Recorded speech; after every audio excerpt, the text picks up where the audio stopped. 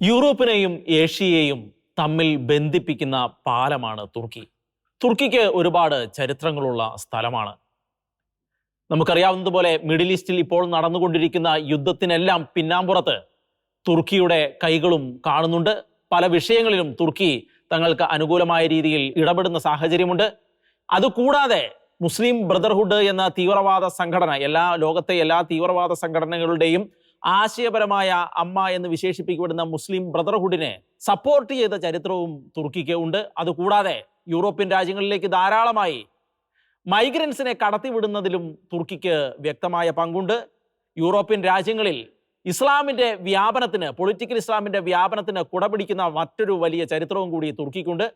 അങ്ങനെ ആധുനിക കാലഘട്ടത്തിൽ പല വള്ളങ്ങളിൽ ചവിട്ടി നിന്ന് സ്വന്തം രാഷ്ട്രീയം കളിച്ച് മതിക്കുന്ന തുർക്കിയുടെ അവസ്ഥയെക്കുറിച്ച്, രാഷ്ട്രീയ അവസ്ഥ, അതുപോലെ തന്നെ തീവ്രവാദത്തെ പാലൂട്ടി വളർത്തുന്ന ചില അവസ്ഥകൾ, അങ്ങനെയുള്ള പല തലങ്ങളിലൂടെയാണ് നമ്മൾ ഇന്ന് നമ്മുടെ ചർച്ച കൊണ്ടുപോകാൻ ആഗ്രഹിക്കുന്നത്. എൻ്റെ കൂടെ ഇന്ന് ചർച്ചയിൽ പങ്കെടുക്കുന്നത് ജോജി ആൻഡ് റോസ്. നമുക്ക് നോക്കുകയാണെങ്കിൽ ഈ തുർക്കിയുടെ ഒരു ചരിത്രം എന്ന് പറയുന്നത് ഒരു 600 വർഷത്തെ ചരിത്രം തുർക്കിക്കുണ്ട്. പക്ഷേ എങ്കിൽ പോലും ഇപ്പോൾ തയ്യിപ്പ് എർദോഗൻ്റെ നേതൃത്വത്തിലുള്ള ഒരു ഗവൺമെൻറ് അവരുടെ ഒരു പൊളിറ്റിക്കൽ ഇസ്ലാമിനോടുള്ള ഭയങ്കരമായ ഒരു അഭിനിവേശം, രാജ്യം മുഴുവൻ അത് പടർത്തുന്ന ഒരു സാഹചര്യം. അതുപോലെ തന്നെ ഈ തുർക്കി ബാൾക്കൺ രാജ്യങ്ങൾ, അതുപോലെ തന്നെ ഈ ബ്ലാക്ക് സീ, അതുപോലെ തന്നെ ഈ കോക്കസസ് റീജിയൻ, അതുപോലെ മിഡിൽ ഈസ്റ്റ്, ഇങ്ങനെ ഈ സെൻട്രൽ ഏഷ്യ, അങ്ങനെയുള്ള ഭാഗങ്ങളിലേക്കെല്ലാം തുർക്കി ഒരു ജങ്ക്ചറാണ്, ഒരു ഇടനാഴി പോലെയാണ് നിൽക്കുന്നത്. അപ്പോൾ പലപ്പോഴും തുർക്കിയുടെ ഇടപെടലുകൾ ലോക രാഷ്ട്രീയത്തിൽ തന്നെ വളരെ പ്രാധാന്യം അർഹിക്കുന്നതാണ്. പക്ഷേ ഈ അടുത്ത കാലത്ത് തുർക്കിയുടെ ഇടപെടൽ മുഴുവൻ തീവ്രവാദത്തെ വളർത്തുന്ന രീതിയിൽ, ഇപ്പോൾ ഹമാസിനെ തുർക്കിയിൽ അവർ ഹാർബർ ചെയ്യുന്ന, അവിടെ അവർ സ്വീകരിക്കുന്ന അവസ്ഥയുണ്ടാകുന്നു. അപ്പോൾ തുർക്കി ഈ അടുത്ത കാലത്തായിട്ട് തുർക്കിയുടെ ഈ ലോക രാഷ്ട്രീയത്തേക്കുള്ള ഇടപെടലുകൾ പലപ്പോഴും ലോകത്തിന് തന്നെ ഭീഷണിയാവുന്ന ഒരു തലത്തിലേക്ക് മാറുന്നുണ്ടോ എന്ന് നമുക്ക് ശരിക്കും ഒന്ന് പരിശോധിക്കേണ്ടതല്ലേ? അല്ല, ഇവിടെ നമ്മൾ ഈ ഓട്ടോമാൻ തുർക്സ് അല്ലെങ്കിൽ ഈ തുർക്കി എന്ന രാജ്യത്തെക്കുറിച്ച് നമ്മൾ പ്രതിപാദിക്കുമ്പോൾ ഈ ലോക ചരിത്രത്തിൽ തന്നെ വളരെ പ്രധാനപ്പെട്ട ഒരു റോളുണ്ട് ശരിക്കും മനസ്സിലാക്കേണ്ട കാര്യമുണ്ട്. അപ്പോൾ ഞാൻ അതിനെക്കുറിച്ചൊരു വളരെ പെട്ടെന്ന് നമുക്കൊരു ഈ എൻട്രി പോയിന്റ് പറയുകയാണെങ്കിൽ, ഇന്നത്തെ തുർക്കിയുടെ ഒരു തലസ്ഥാനം എന്ന് പറയുന്ന ഇസ്താംബുൾ, ശരിക്കും ഇസ്താംബുളിൻ്റെ ആ ഒരു ചരിത്രം പഠിക്കുകയാണെങ്കിൽ ശരിക്കും അത് ആദ്യം ഇസ്താംബുൾ ആയിരുന്നില്ലത്. കാരണം വെച്ചാൽ ഈ ചരിത്രം എഴുതുന്നവർ എപ്പോഴും അവർക്ക് താല്പര്യമുള്ള വിധത്തിൽ അതിനെ അങ്ങോട്ട് തന്നെ അവരെ തിരിച്ചു മറിക്കുകയുള്ള ചെയ്തത്.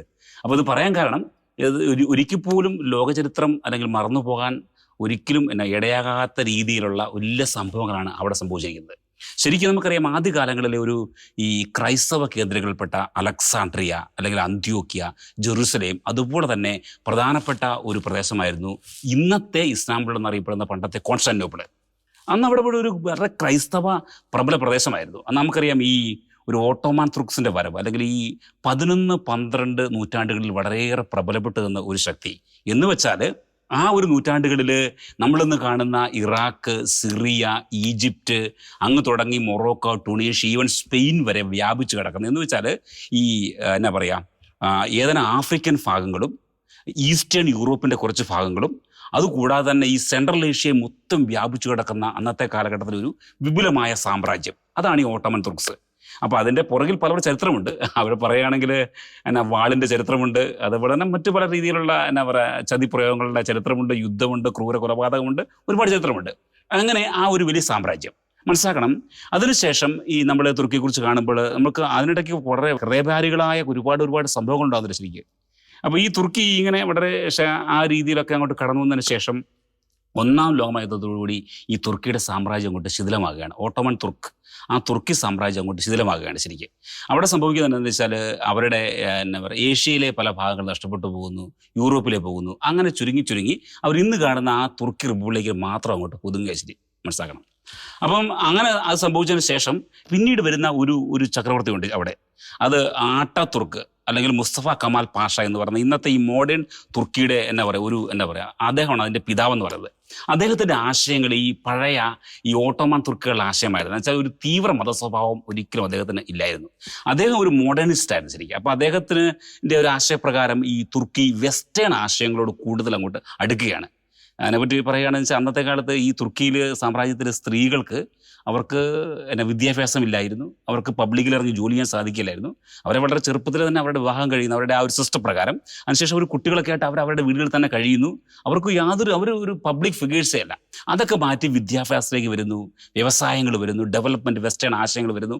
ഇങ്ങനെ അതുപോലെ മനസ്സിലാക്കണം, ഈ കഠിനമായ രീതിയിലുള്ള മതസ്വഭാവങ്ങൾ, ആ മത ചിട്ടകളെല്ലാം അങ്ങോട്ട് മാറ്റി ഒരു തികച്ചും ലിബറൽ ആശയത്തിൽ പോയി ശരിക്കും. അദ്ദേഹമാണ് ഈ മോഡേൺ തുർക്കിയുടെ പിതാവ് എന്നറിയപ്പെടുന്നത്. അപ്പോൾ അദ്ദേഹത്തിൻ്റെ കീഴിൽ അങ്ങോട്ട് ആ ഒരു തുർക്കി എന്ന് പറയുന്ന ആ രാജ്യം അങ്ങോട്ട് എന്താ പറയുക ഫ്ലറിഷ് ആയെന്ന് പറയാം. കാരണം വെസ്റ്റേൺ ഐഡിയ ആണല്ലോ.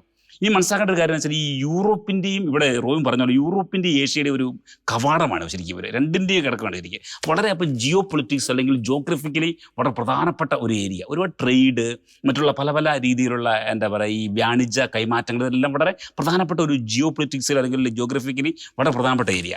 അതുകൊണ്ട് തന്നെ ശരിക്കും തുർക്കി ആ അവസരങ്ങളെല്ലാം അങ്ങോട്ട് ഭംഗിയായിട്ട് മുതലെടുത്ത് ഇവരൊരു വെസ്റ്റേണൈസേഷൻ എന്ന രീതിയിൽ ഡെവലപ്മെൻറ്റിലേക്ക് വന്നു. അപ്പോൾ അങ്ങനെ പോയി ഓട്ടോമൻ തുർക്സ് അല്ലെ ആ ഒരു കാലഘട്ടത്തിന് ശേഷം ഈ അട്ടതുർക്കിൻ്റെ കാലത്ത് ഈ ഒരു തുർക്കിക്ക് ഒരു കാര്യമായ മാറ്റമുണ്ടായി, അവരുടെ സൊസൈറ്റി ഡെവലപ്ഡായി.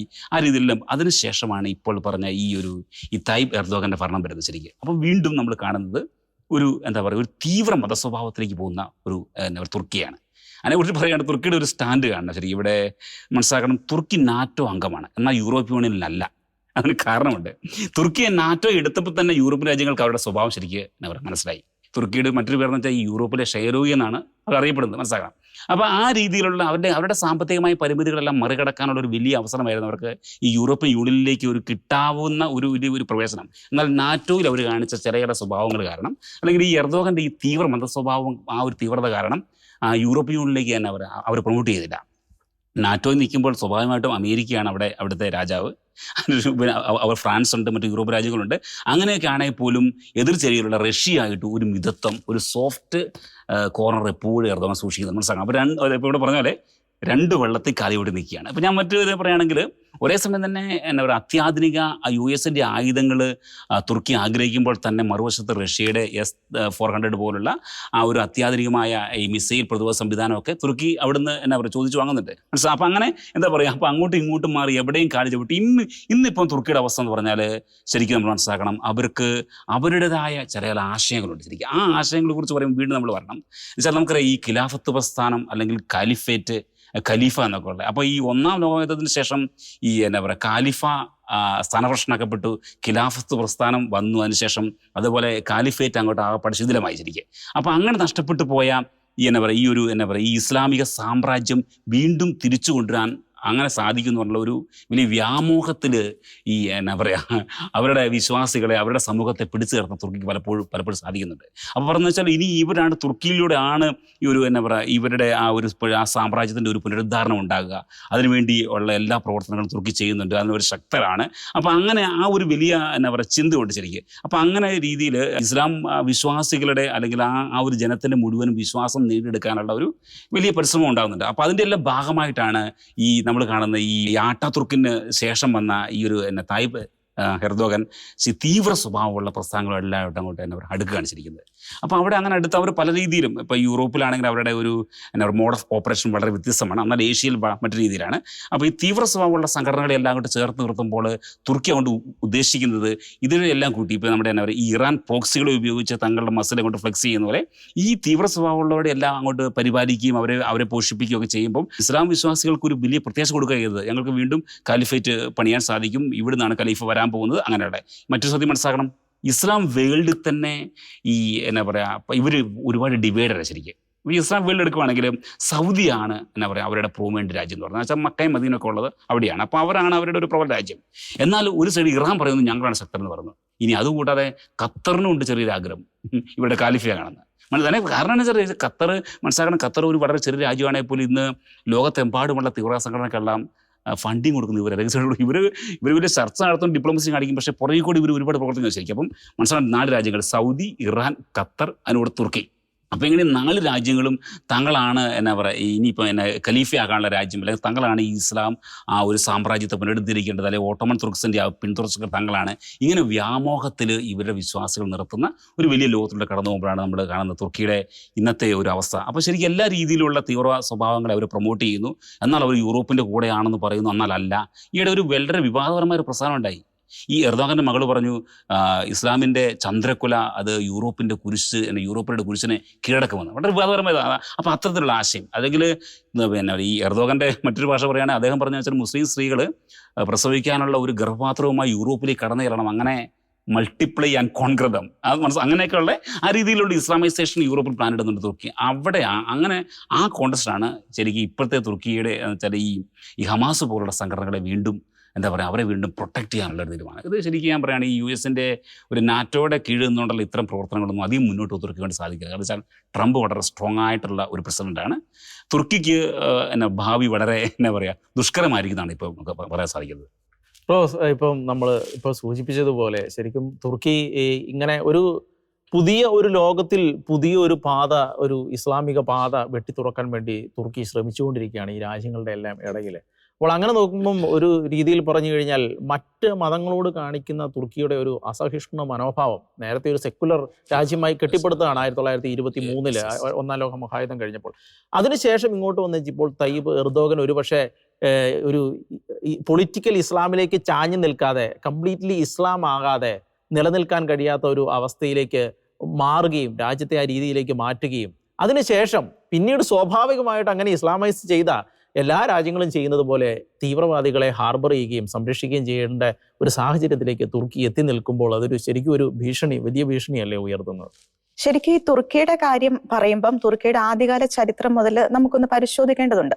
ഒരു മിഡ് 15th സെഞ്ചുറി ആ സമയത്തൊക്കെ തുർക്കി ഒട്ടോമൻ സാമ്രാജ്യത്തിന്റെ ഒരു സുവർണ കാലഘട്ടം എന്ന് പറയാം. അതായത് മധ്യേഷ്യ, വടക്കൻ യൂറോപ്പ്, ആഫ്രിക്കയുടെ പല ഭാഗങ്ങൾ ഇതെല്ലാം വെട്ടിപ്പിടിച്ച് ഒട്ടോമൻ സാമ്രാജ്യം അവരുടെ അധിനിവേശം ഇങ്ങനെ വ്യാപിപ്പിക്കുന്ന ഒരു സമയം. ആ സമയത്താണ് ഏഷ്യ യൂറോപ്പിന്റെ നടുവിലുള്ള കോൺസ്റ്റാന്റിനോപ്പിൾ തന്ത്രപ്രധാനമായ ഒരു നഗരമായിരുന്നു. അത് ട്രേഡ് ഗേറ്റ് വേ ടു യൂറോപ്പാണ് കോൺസ്റ്റാന്റിനോപ്പിൾ.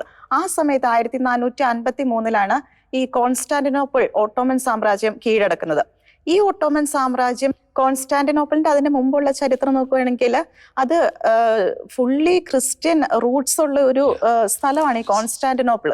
നമ്മൾ തുർക്കിയുടെ ചരിത്രം പരിശോധിച്ചാൽ ഏറ്റവും ആദ്യത്തെ AD 1-ാം നൂറ്റാണ്ടിൽ തന്നെ നമ്മുടെ പൂർവികരായ വിശുദ്ധ പത്രോസ്ലീഹ, വിശുദ്ധ പൗലോസ്ലീഹ ഒക്കെ എത്തി സുവിശേഷം പ്രസംഗിച്ച് അവിടെ ശക്തമായ ക്രൈസ്തവ വേരുകൾ, ക്രൈസ്തവ സഭയ്ക്ക് അടിസ്ഥാനമിട്ട ക്രിസ്തീയ വിശ്വാസത്തിന്റെ ഈറ്റില്ലം എന്ന് വിശേഷിപ്പിക്കാവുന്ന സ്ഥലമാണ് ഈ തുർക്കി എന്ന് പറയുന്നത്. അപ്പൊ ആ തുർക്കി കോൺസ്റ്റാന്റിനോപ്പിളില് ഈ ഒട്ടോമൻ അധിനിവേശം വന്നതോടെ 1453 ഒട്ടോമൻ അധിനിവേശത്തോടെ ഒരു ഭയങ്കര ചേഞ്ച് ആണ് പിന്നെ ഉണ്ടാവുന്നത്. ക്രിസ്ത്യൻസിന് ടോട്ടലി അടിച്ചമർത്തപ്പെടുന്ന ഒരു അവസ്ഥയാണ്.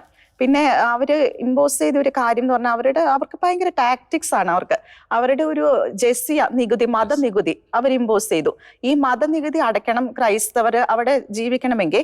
ഈ കോൺസ്റ്റാന്റിനോപ്പിൾ അതായത് പരമ്പരാഗതമായി ക്രൈസ്തവർക്ക് അവകാശപ്പെട്ട അവരുടെ ഭൂമിയാണ് കോൺസ്റ്റാന്റിനോപ്പിൾ. അവിടെ ക്രൈസ്തവർക്ക് വസിക്കണമെങ്കിൽ ഈ ജെസിയ മതനികുതി അടയ്ക്കേണ്ട അവസ്ഥ അത് ഹൈ ആയിട്ടുള്ള ഒരു ടാക്സ് ആണ്. മറ്റുള്ള ഇസ്ലാമിക മതത്തിലുള്ളവർക്ക് ഇത് അടയ്ക്കണ്ട. അപ്പൊ ഈ ക്രൈസ്തവർക്ക് നിലനിൽപ്പിനെ ബാധിക്കുന്ന ഒരു വിഷയം. അവർക്ക് അവിടെ താമസിക്കണമെങ്കിൽ ഇത് അടയ്ക്കണം, അല്ലെങ്കിൽ അവർ മതം മാറണം, അല്ലെങ്കിൽ അവർ അവിടെ നിന്ന് പലായനം ചെയ്യണം, അല്ലെങ്കിൽ അവർ കൊല്ലപ്പെടും. ഈ 4 ഓപ്ഷനാണ് ഉള്ളത്. അങ്ങനെ ക്രൈസ്തവരുടെ അസ്തിത്വം വല്ലാതെ ഞെരുക്കപ്പെടുന്ന ഒരവസ്ഥ ഈ കോൺസ്റ്റാന്റിനോപ്പിളിൽ ക്രിയേറ്റ് ചെയ്യപ്പെടുകയാണ്. അപ്പൊ അതിന് വകയില്ലാതിരുന്ന കുറെ പേർക്ക് നിവൃത്തിയില്ലായിരുന്നു അവരുടെ മുമ്പിൽ. അവർക്ക് പലായനം ചെയ്യേണ്ടി വന്നു. പലരും മതം മാറി കോംപ്രമൈസ് ചെയ്തവർ വളരെ ചുരുക്കമായിരുന്നു. സാഹചര്യമുള്ളവര് ഹൈ നികുതി അടച്ചു തന്നെ അവിടെ തന്നെ നിലനിന്നു. അവർക്ക് അവരുടെ തങ്ങളുടെ മണ്ണിൽ തന്നെ തങ്ങളുടെ വിശ്വാസം സംരക്ഷിക്കാൻ കുറെ പേർ അവിടെ നിന്നു. കുറെ പേർക്ക് പലായനം ചെയ്യേണ്ടി വന്നു നിവൃത്തിയില്ലാതെ. പലരും മരണശിക്ഷയ്ക്ക് കീഴ്പ്പെടേണ്ടി വന്നു. ഇങ്ങനെ ഒരു അവസ്ഥയായിരുന്നു ആ സാഹചര്യത്തിൽ ഉണ്ടായിരുന്നത്. പിന്നെ 1-ാം ലോക മഹായുദ്ധത്തിന്റെ സമയത്തോടടുത്തപ്പം തുർക്കിക്ക് വളരെ തിരിച്ചടിയായിട്ട്, തുർക്കിക്ക് വളരെ കനത്ത തിരിച്ചടി എന്ന് തന്നെ പറയാം, വളരെ പരാജയം നേരിടേണ്ടി വന്ന അവസ്ഥ. ആ സമയത്ത് അവിടെയുള്ള ക്രൈസ്തവര് റഷ്യക്ക് ചാരന്മാരായി പ്രവർത്തിച്ചു എന്നൊരു ആരോപണമാണ് തുർക്കി ഉന്നയിക്കുന്നത്. എന്നിട്ട് ആ ഒരു ആരോപണം ഉന്നയിച്ച ക്രൈസ്തവരുടെ മേൽ കടുത്ത പീഡനം അഴിച്ചുവിടുവാണ്. ക്രൈസ്തവരായിട്ടുള്ള പടയാളികളെ ഒറ്റയടിക്ക് ഇല്ലാതാക്കുന്ന ഒരു അവസ്ഥ, അവരൊരു ക്യാമ്പിൽ അടച്ച് എല്ലാവരെയും കൂട്ടക്കൊല ചെയ്യുന്ന ഒരവസ്ഥ. ഇതാണ് പിന്നീട് അർമേനിയൻ കൂട്ടക്കൊലയ്ക്ക് വഴിതെളിച്ചതിന്റെ ഒരു പിന്നാമ്പുറങ്ങളിലുള്ള ഒരു ചരിത്രം. പിന്നീട് 1915 ഏപ്രിൽ 24 അർമേനിയൻ കൂട്ടക്കൊല പിന്നീട് തുറന്നു വിടുകയാണ്. അന്നാണ് അർമേനിയയിലെ എല്ലാ ക്രൈസ്തവ നേതാക്കളെയും ഒരുമിച്ച് കൂട്ടക്കൊല ചെയ്യുന്നു. പിന്നീട് അർമേനിയൻ ക്രൈസ്തവർ എവിടെയുണ്ട് അവിടെയെല്ലാം ചെന്ന് അവരോട് അപ്പൊ തന്നെ സിറിയ ഡെസേർട്ടിലേക്ക് പലായനം ചെയ്യാൻ ഒരു ഉത്തരവിടുകയാണ്. അപ്പൊ എന്ത് ചെയ്യണമെന്നറിയാതെ എന്ന് വെച്ചാൽ അവർക്ക് ഒന്ന് ആലോചിക്കാനോ അല്ലെങ്കിൽ ഒരുമിച്ച് കാര്യങ്ങളൊന്ന് ക്രമീകരിക്കാനോ എന്തെങ്കിലും കയ്യിലെടുക്കാനോ ഒന്നിനും അവർ അനുവദിക്കുന്നില്ല. എല്ലാവരും അപ്പോൾ തന്നെ പലായനം 1000 കിലോമീറ്റർ അകലെയുള്ള സ്ഥലത്തേക്ക് കാൽനടയായിട്ട് മരുഭൂമിയിലൂടെ നടന്ന് പലായനം ചെയ്യുക. ഇതാണ് അവർക്ക് കൊടുത്ത ഒരു ശിക്ഷ. അപ്പോൾ ഇതിനെ അതിജീവിക്കാൻ എന്ന് പറയുന്നത് മാനുഷികമായി എളുപ്പമല്ല.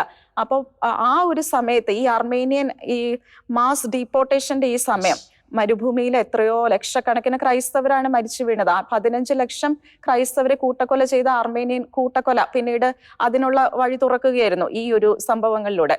ആ സമയത്ത് പ്രത്യേകിച്ച് സ്ത്രീകളൊക്കെ നേരിട്ട അവസ്ഥകൾ എന്ന് പറഞ്ഞാൽ മനസാക്ഷി കൊണ്ട് കേൾക്കാൻ പറ്റാത്ത കാര്യങ്ങൾ. അതായത് ഗർഭിണികളായ അർമേനിയൻ സ്ത്രീകളെ ക്രൈസ്തവരുടെ ജനപ്പെരുപ്പം കുറയ്ക്കാൻ വേണ്ടി അവരുടെ ഉദരം പിളർന്ന് അവരെ കൊലപ്പെടുത്തുന്നു.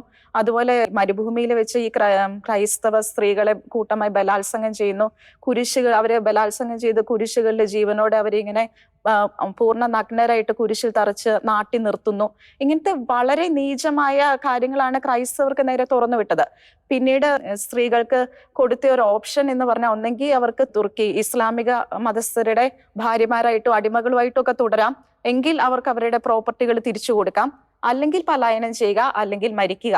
ഈ ഒരു ഓപ്ഷൻ അവർക്ക് കൊടുത്തത് തീർച്ചയായും ക്രൈസ്തവ വിശ്വാസം കാത്തു സൂക്ഷിക്കാൻ അല്ലെങ്കിൽ അതിലൊരു കോംപ്രമൈസ് വരുത്താതിരിക്കാൻ കുറെ സ്ത്രീകളും പലായനം ചെയ്തു. ഇതുപോലെ ബലാത്സംഗങ്ങൾക്ക് ഇരകളായി മരുഭൂമിയിൽ വെച്ച് മരണപ്പെട്ടു.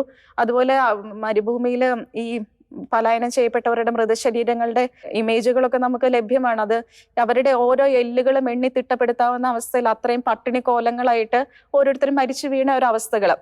പിന്നെ ഉണ്ടായിരുന്ന ഒരു കാര്യം ഇവരുടെ ഭൂമി നിർബന്ധമായിട്ടും ഈ അർമേനിയൻ ക്രൈസ്തവര് കോൺസ്റ്റാന്റിനോപ്പിളിൽ ഉണ്ടായിരുന്ന മറ്റ് ക്രൈസ്തവര് ഇവരൊക്കെ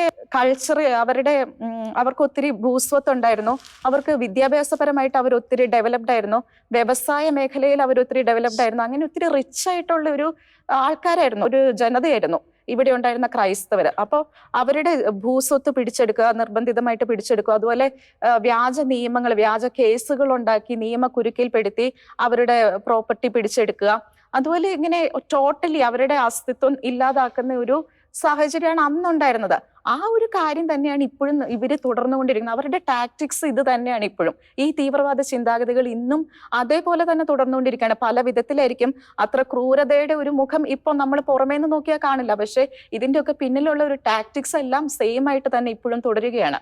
അല്ല, ഈ പറഞ്ഞതുപോലെ നമ്മൾ ശരിക്കും ഈ കാശ്മീരിന്റെ കാര്യം എടുക്കുമ്പോൾ പല പ്രാവശ്യം യുണൈറ്റഡ് നേഷൻസിൽ കാശ്മീരിനെ കുറിച്ച് പാകിസ്ഥാനെ സപ്പോർട്ട് ചെയ്തുകൊണ്ട് തുർക്കി പല പ്രാവശ്യം സംസാരിക്കുന്ന സംഭവങ്ങളുണ്ടായിരുന്നു. അങ്ങനെ തുർക്കിയുടെ ഒരു രീതി, ഇപ്പം തുർക്കി ഒരു കാലത്ത് ജ്യൂസിനെ ഭയങ്കരമായിട്ട് സംരക്ഷിച്ചു എന്നൊക്കെ ചിലപ്പോൾ തുർക്കി അനുകൂലമായിട്ടുള്ളവർ പറയുന്നൊരു സാഹചര്യമുണ്ട്. തുർക്കിയുടെ ഇന്നത്തെ അവസ്ഥ എന്താ? 8,30,00,000 മനുഷ്യന്മാരുള്ളതിൽ 99.8% മുസ്ലിംസ് ആണ്. പിന്നെ അവരുടെ സംരക്ഷണം എവിടുന്നാണ് വന്നത് എന്നുള്ളത് സംബന്ധിച്ച് നമുക്ക് പലപ്പോഴും ഇത് തോന്നും. പിന്നെ അത് മാത്രമല്ല, അവരുടെ ഇപ്പോഴത്തെ എനിക്ക് തോന്നുന്നു ഇപ്പോൾ ഒരു പൊളിറ്റിക്കൽ സ്റ്റാൻഡ് എടുത്തു നോക്കുവാണെങ്കിൽ ഇപ്പോൾ ഈ ഹമാസിനെ അവർ സ്വീകരിക്കുന്ന സാഹചര്യം ഉണ്ടായിരിക്കുന്നു. അതുപോലെ തന്നെ ലെബനോനിൽ അവരെ സംരക്ഷിക്കുന്ന സാഹചര്യം, അവർ പല രീതിയിലും തീവ്രവാദത്തെ സംരക്ഷിക്കുന്ന ഒരു സാഹചര്യം നിലനിൽക്കുന്നുണ്ട്. അവർക്ക് ആകെ ഒരു പ്രശ്നം എന്ന് പറയുന്നത് ഇപ്പോൾ ഈ കുർദിഷ് ആളുകൾ, ഇറാന്റെ ഭാഗങ്ങളിലുള്ള കുർദിഷ് ആളുകളാണ് അവരുടെ ഏറ്റവും വലിയ പ്രശ്നം എന്ന് പറയുന്നത്. അപ്പോൾ ഞാൻ ഒരു പ്രാവശ്യം ഒരു കുർദിഷ് ആയിട്ടുള്ള ഒരു ബാങ്കറുമായിട്ട് സംസാരിക്കുന്ന ഒരു സമയത്ത് അയാൾ പറയുന്നുണ്ട്,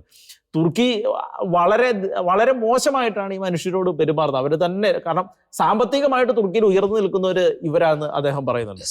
പക്ഷേ തുർക്കി പലപ്പോഴും വളരെ പ്രതികാര രീതിയിലാണ് ഈ മനുഷ്യരോട് പെരുമാറുന്നത്. എന്ന് വെച്ചാൽ തുർക്കിയുടെ ഇപ്പോൾ ആ ചരിത്രം പറഞ്ഞ പോലെ ആ ചരിത്രത്തിലെ അതേ ഒരു മാനുഷിക വശത്തേക്ക് നോക്കുമ്പോൾ എപ്പോഴും തുർക്കിയുടെ ഒരു മനോഭാവം എന്ന് പറയുന്നത് ഈ ഒരു രീതിയിലാണ്. അവരുടെ ആ അപ്രോച്ച് മുഴുവൻ ഈ അർമേനിയൻ ആളുകളോട്, ഇപ്പൊ അസർബൈജാനുമായിട്ടുള്ള ആ കൂട്ടുകെട്ടിൽ അർമേനിയക്കെതിരെ നടത്തിയ ആ യുദ്ധം പോലും അതിന്റെ ഏറ്റവും വലിയ ഉദാഹരണമായിരുന്നു എന്നുള്ളതാണ്. അല്ല, ഇവിടെ ഈ നമ്മുടെ എന്നാ പറയുക അർമേനിയൻ ജനസൈഡിനെ കുറിച്ച് ഇവിടെ റോസ് പറഞ്ഞ പോലെ മനസ്സിലാക്കേണ്ട വേറെ കാര്യം വെച്ചാൽ, നമുക്ക് അറിയാം ഒരു 15-16 ലക്ഷത്തോളം പേര് എന്നാ പറയുക അതിദാരുണമായി കൊല്ലപ്പെട്ട സംഭവം ശരിക്കും.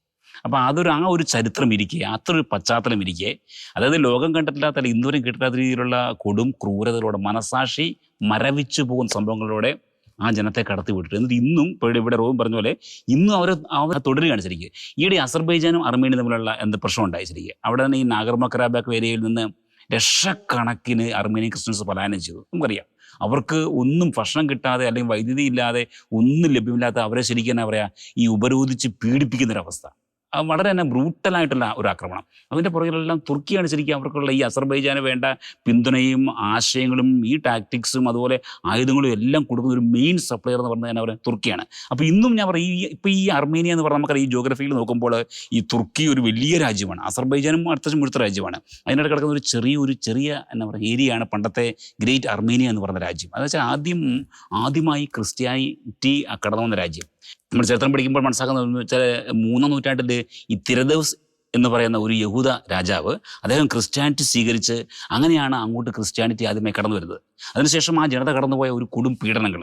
അപ്പോൾ ഇപ്പോഴും ഈ തുർക്കിയുടെ ആ ഒരു രാജ്യത്തിൻ്റെ ഭീഷണി ഇപ്പോഴും ആ ചെറിയ രാജ്യത്തിൻ്റെ പേര് ഇതുവരെ മാറിയിട്ടില്ല. ഇപ്പോഴും അവർ ഭയങ്കര ഭീതിയിലാണ്. ഇന്നും അവരെ പീഡിപ്പിക്കുന്നതിൽ അവരുടെ ലക്ഷ്യം എന്താ അറിയില്ല. ഒരുപക്ഷെ വീണ്ടും അർമേനിയ മുഴുവൻ സ്വന്തമാക്കുകയാണ്, വീണ്ടും ഗ്രീസ് പിടിക്കുകയാണ്. ഇങ്ങനെ എന്താ പറയുക, വ്യാമോഹങ്ങളിൽപ്പെട്ട് അല്ലെങ്കിൽ എന്താ പറയുക തങ്ങളുടെ അത്യാഗ്രഹങ്ങളിൽപ്പെട്ട് തങ്ങളുടെ തീവ്ര ആശയങ്ങളിൽപ്പെട്ട് ലോകത്ത് ആകമാനം ഇപ്പോഴും അസ്വസ്ഥ സൃഷ്ടിക്കുന്നുണ്ട് ഈ അർമേനിയ. മറ്റൊരു കാര്യമാണ്, ഒരു അല്പം സ്ട്രാറ്റജിക് ആയിട്ടുള്ള സ്ഥലത്ത് കിടക്കുന്ന ഒരു രാജ്യമാണ്. നമുക്ക് ഒരു കോൺട്രവേഴ്ഷ്യൽ ആയിട്ട് തോന്നും, ഇറാനാണ് ഏറ്റവും സപ്പോർട്ട് അർമേനിയക്കായിട്ട് കൊടുക്കുന്നത് എന്നുള്ളൊരു വസ്തുവാണ്. മറ്റൊരു കാര്യം, ഈ ചൈനയിൽ നിന്ന് ഈ ബെൽറ്റ് ആൻഡ് റോഡ് പദ്ധതിയുടെ ഭാഗമായിട്ട് വരുന്ന ഒരു റോഡ് സിസ്റ്റം ഈ അസർബൈജാൻ വഴി തുർക്കി വഴിയാണ് യൂറോപ്പിലേക്ക് കണക്ട് ചെയ്യുന്നത്. അപ്പം ഇതിൻ്റെ ഉള്ളിൽ ഈ ഇൻ ബിറ്റ്വീൻ കിടക്കുന്ന ഈ അർമേനിയ ഒരു ക്രൂഷ്യൽ ഫാക്ടറാണ്. അപ്പോൾ അർമേനിയയിലൂടെ എങ്ങനെ ഇത് കൊണ്ടുപോകാൻ പറ്റും എന്നുള്ളത് അങ്ങനെ ഒരു, അപ്പം അർമേനിയക്ക് അങ്ങനെ ഒരു വലിയൊരു സ്ട്രാറ്റജിക് ആയിട്ടുള്ള ഇമ്പോർട്ടൻസ് ഉണ്ട്. അതുകൊണ്ട് തന്നെയാണ് ഈ തുർക്കി പലപ്പോഴും തുർക്കി അടക്കം അതുപോലെ അസർബൈജാനും തുർക്കിക്കും ഏറ്റവും അത്യാവശ്യമാണ് അർമേനിയ ഇല്ലാതാകുക എന്നുള്ളൊരു കാര്യം. അങ്ങനെ ഒരു വശം കൂടിയുണ്ട് അതിനുള്ളത്.